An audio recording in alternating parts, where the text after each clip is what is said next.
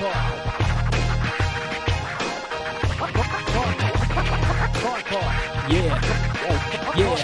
the TryPod app, shit, years in the making. They're raising the stakes straight, bringing home the bacon. Yeah, g'day everyone, and welcome back to the TryPod Live with Winnie and Clarkey. We're here for the final post-season show of the year. We arrive at the Pacific Cup final. We've got the Pacific Bowl winner in Papua New Guinea versus New Zealand for promotion relegation. The final between Australia and Tonga. It is all happening, and one man that is never far from the action is the great and powerful Jacob Wynn. How are you, my brother? I'm going pretty good, thanks, mate. I haven't lost a tip yet in these Pacific Championships. 2-0 in best bets last week. So I like Tonga. I took the 6.5 start, but then I doubled down with either 1-12. It doesn't get any closer than a 1-point win. The thought crossed my mind if it ended a tie, and I bet either team 1-12. Would the bookies fight you and say you didn't win because neither team won 1-12? You know what I mean? But it's an either or versus 13 plus. So I think we had a great winner there, and it was just the best game, man. Like, too many highlights. It's a shame we do a mini pod because we could talk about that game for a long time. It was an all-time classic, and my favorite moment out of Tonga, New Zealand, probably wasn't even on the field. It was the hymns in the crowd. It's insane, the atmosphere. I've never seen anything like it in world sport. Like, you would just think they were playing a music soundtrack, how clear the singing is, the way that they all do it in harmony. But, you know, we didn't just say get excited for international footy for no reason. I know some people are like, can take it or leave it. But the best tip we gave you last week was that it was set up to be an outstanding game, and boy, did it deliver. New Zealand, once they got their hands on the footy, came back. If people didn't catch it, it's 24-0 to Tonga. And then it's 24-all. New Zealand looks like they could still win by a try or two. You, mate, have to be so excited about what you're seeing out of Clarkey this year, but then in that game as well. The Tapine try blew my mind, that leveled the score, but then my man Katoa with the clutch finish, and the game doesn't end there with a beautiful field goal to take the lead. New Zealand gets a penalty, long shot attempt. Tonga mucks up whether to catch the ball. It's a restart back to New Zealand. New Zealand gets multiple field goal attempts for a tie, which would have sent them through to the final and denied Tonga a really famous win. And I've got to say, I'm really happy that Tonga was able to cling on there and win. Mate, on field, that was a celebration of rugby league, and off field, what we were hearing in the grandstands, it was a celebration of culture. When you bring two things as powerful, you know, we all love footy and we all love our culture. When you combine those two things, it just makes for an absolute spectacle, mate. I'll give you my two main takeaways from last round, mate, and then I'll get anything further from yourself. Mine was actually Papua New Guinea's start. Now, they can't afford a slow start like that against a tougher opposition in New Zealand. So they need to learn from that and they need to improve quickly. But then when I look across the fence to who they're versing in New Zealand, underwhelming. And when we talk about being underwhelming, it was certainly around their start. I'll be honest, mate, I thought although the New Zealand Kiwis are missing key troops this year and key players, it has been an underwhelming campaign, particularly when you consider them coming off a 30-0 win last season against Australia in a historic win. It has been slightly underwhelming, but my main takeaway is actually those two sides, which will play for promotion relegation, Winnie, and it was around their slow starts and what we can expect from them this round, mate. Anything you want to touch on before we move into the previews? So if people didn't catch it, PNG beat the Cook Islands by 22. Why that's significant? Clarkey and I both had a lean to PNG minus 19.5 7 days ago. It was 20.5 a day later. It was 22.5 on game day. So the importance of laying the best number. If you took PNG anytime during the week, you won, and you won on the final play with a try. The try was not converted. So if you took PNG on the day, you lost by half a point. Conversely, maybe you took the start with the Cook Islands at the highest ability or the highest line you were able to get, and plus 22.5 was just enough. Cook Islands gave a good account of themselves. They just couldn't match the power of PNG, but it was all about that New Zealand-Tonga game, and it definitely is going to influence the way I see this weekend playing out in terms of the emotional kind of come down from that. But also, it's emotional for us because it's our last ever pod together, mate. Special announcement for next year, of course. AJ Brimson's mum is going to be joining me full-time on the pod. She is the best punter in the Gold Coast. So this is a special one for you and I. Mate, we'll have to soak up every minute that we possibly can. Mrs. Brimson, mate, what can you say about that? Her bets are so good. Her son's also claiming it on his story, mate. How good. Let's go. And $100 on as well. She's a serious punter. I'm sure those ones that were very badly scribbled out underneath as well, they were probably big wins as well. And he was only hiding those to be modest. No doubt about it, mate. Let's look forward to the previews. Sunday afternoon, we're at Combank Stadium where Australia take on Tonga. That line is set at minus 18.5 against Australia. They'll be without Cam Murray. So Lindsay Smith will debut via the bench and Hudson Young will move to the back row position. No changes for Tonga, mate. Break this one down for us. Who do you like and why? Well, I have to start as amazing as Tonga were, and I loved every minute of it last week, and building that 24-0 lead, but the resilience when New Zealand had all the ball second half and leveled it up to actually cling on and come up with the clutch play and win the game. It's a historic victory for Tonga, but they're in the mother of all come-down spots. I know that the leaders in that team, Taumalolo, Fanua Blake, who were both outstanding last week and, of course, lead the way for this team. They talk about how this game, this weekend, is the biggest in Tongan rugby league history. That's fine, but it's a moral victory for Tonga even if they don't win, to be honest. They got the scalp that they wanted, that they can kind of hang their hat on. And it's one thing to say this is a huge game for us, but if Australia's too much for Tonga to handle, it's just – I don't know where there's energy, where they're going to be able to draw on that energy and whether they can replicate anything like last week. So I think, although I really liked Tonga and I liked Tonga with the start when these sides met 3 weeks ago, I just feel though it's very similar personnel. No Kolomatangi on one side, no Cam Murray on the other. It's such a better spot for Australia. And I do feel on the Kangaroos' perspective, they are not redeemed by losing 30-0 in the final last year unless they win this game and kind of want to win it well. And there's a lot of players in this team that want to still perform at their absolute best. They're not on an off-season holiday. They want to retain that Kangaroos jersey in the future. They want to make their case for rep honours next year. Look at, Mitch Moses is not guaranteed to play for New South Wales next year, but he wants to just show how dominant he can be at the highest level and maybe partner Cleary. Plenty of others I could name as well. The Aussies should have their mind on the job. It's a day game at Combank. That suits attacking footy. And the Australian defence is proven. They held Tonga to 0. New Zealand got a couple of tries. That's in New Zealand. One's off a kick. Really, Australia's defended extremely well. What I don't think we've seen yet is Australia's best in attack. But third game around, I expect it will be Australia's best performance. The strength of the Tongan side is their pack. But again, how much have they got left to give? You kind of saw them wear out within the New Zealand game once they didn't have possession in the second half. And, I said before this series, why would Turbo be playing in these games? He was so hampered towards the end of the NRL season. But he showed he's fit. And when Turbo's firing, he's a monster. And it was a big advantage, the centres for Australia. The first encounter with Tonga, along with Hammer, I expect it should be a game. It should be again. And Australia got to have a bye last week and prepare for a home final. It's set up for the Aussies, and I do expect that they're going to roll Tonga. So I have a really strong lean to Australia. You can lay 17.5 on Sportsbet, which obviously a little bit better than 18.5 predominantly. I didn't quite get there with the best bet, but I think I forgot to say as well, we won the mixed matchup last week because the NFL game, the Colts didn't come up with the 25 points that Tonga put on for us last week. I have got a mixed matchup that I'll share a little later that ties into this match too. Perfect, mate. Look, I agree and love everything you said there, but the one thing that really stood out to me is that Australia is not redeemed yet. If they go into this final and let's say they lose by a field goal like New Zealand did to Tonga last week, no one sits there and goes, oh, Australia did really well this year because they only lost by 1 point in the final. They're expected to win. It's been completely in their favor, even though it's only a 3-week tournament in terms of scheduling, home advantage, etc., etc. This is all in Australia's favor. So I'll start with my best bet right away for this one, Winnie, and then I'll break down how I landed on that. My best bet is on Top Sport. It is Australia second half points over 16, paying $1.93. So we need Australia to score.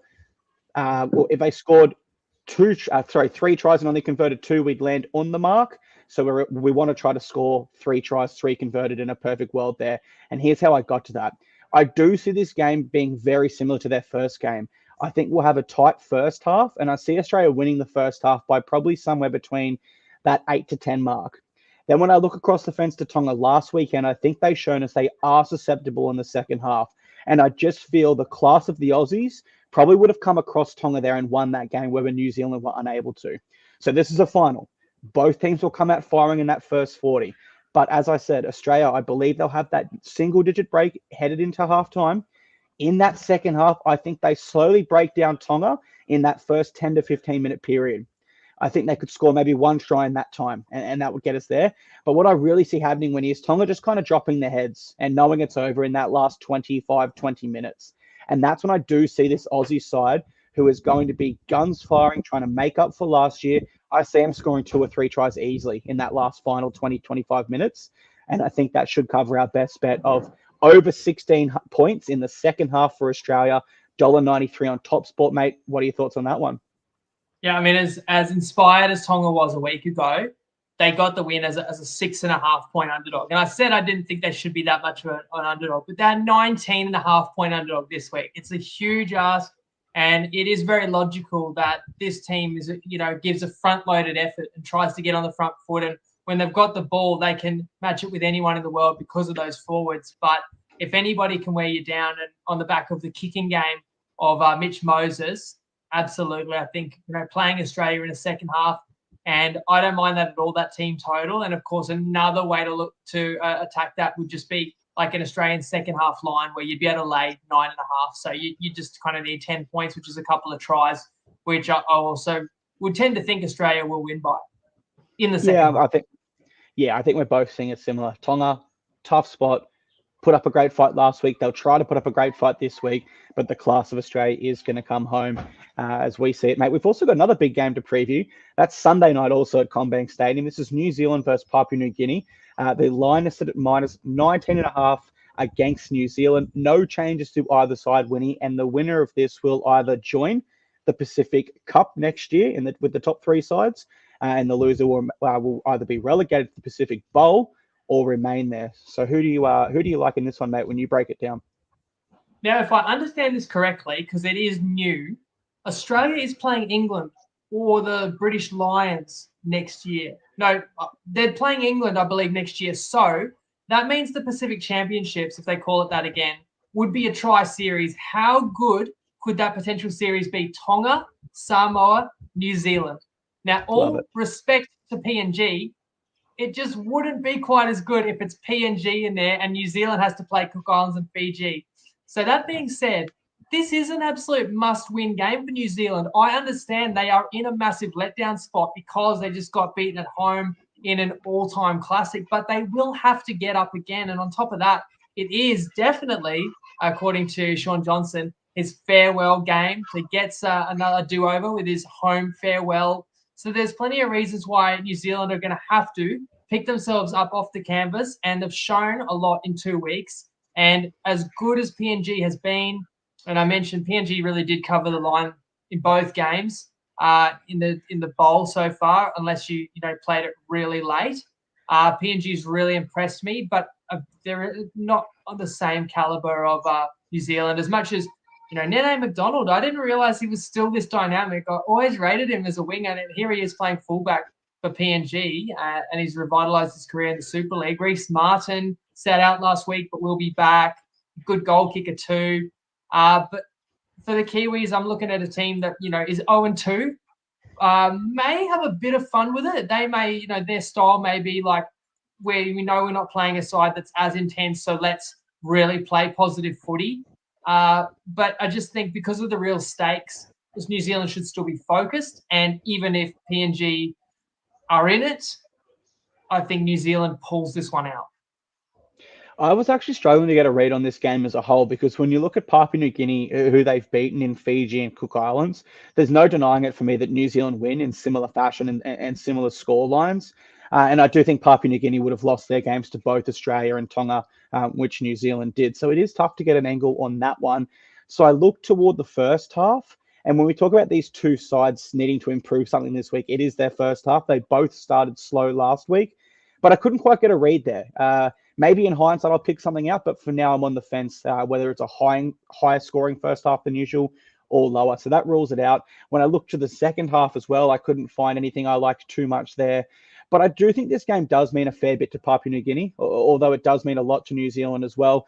And I do think under Jason Demetrio, they have made some good adjustments this year. And I would say JD is a better tactical coach than Stacey Jones is.